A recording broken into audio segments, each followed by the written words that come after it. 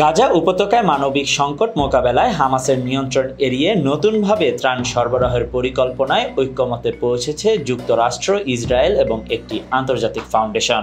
এক্সিওসকে দেওয়া তথ্য অনুযায়ী পরিকল্পনার সাথে যুক্ত রয়েছে ইসরায়েলি কর্মকর্তারা ও মার্কিন প্রশাসনের একজন উচ্চপদস্থ কর্মকর্তা। গত ২ মাস আগে গাজায় যুদ্ধবিরতি ভেঙে পড়ার পর মানবিক সহায়তা প্রবেশ কার্যত বন্ধ হয়ে যায়। ইসরায়েলি নিষেধাজ্ঞার কারণে গাজায় খাবার, পানি ও ওষুধের প্রবেশ বন্ধ থাকায় পরিস্থিতি আরও ভয়াবহ রূপ নিয়েছে। জাতিসংঘ সতর্ক করেছে, কিছুদিনের মধ্যেই গাজায় খাদ্য সংকট চরম পর্যায়ে পৌঁছাতে পারে।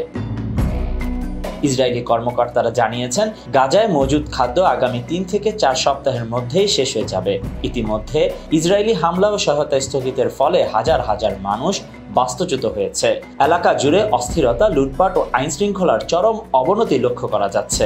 এমন অবস্থায় যুক্তরাষ্ট্র ও ইসরায়েল সিদ্ধান্ত নিয়েছে, হামাসকে পাশ কাটিয়ে একটি স্বাধীন আন্তর্জাতিক ফাউন্ডেশনের মাধ্যমে গাজায় সরাসরি ত্রাণ পাঠানো হবে। মার্কিন প্রেসিডেন্ট ডোনাল্ড ট্রাম্প জানান, তিনি ইসরায়েলের প্রধানমন্ত্রী নেতানিয়াহুর সাথে আলোচনা করে গাজায় মানবিক সহায়তা পুনরায় চালুর জন্য চাপ প্রয়োগ করেছেন। ইসরায়েলের দাবি, আগে হামাসই ত্রাণের নিয়ন্ত্রণ নিত এবং এর একটি বড় অংশ কালোবাজারে বিক্রি করে সংগঠনের অর্থায়ন করত। এর মাধ্যমে তারা তাদের যোদ্ধাদের বেতন পরিশোধ করত এবং গাজায় প্রভাব বজায় রাখত।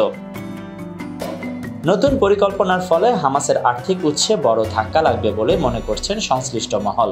এতে গাজার সাধারণ জনগণের মধ্যে হামাসের উপর নির্ভরতা কমবে বলে ধারণা করা হচ্ছে।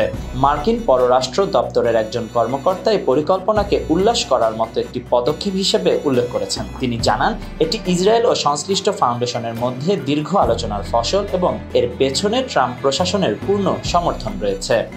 Desk report, news now 24।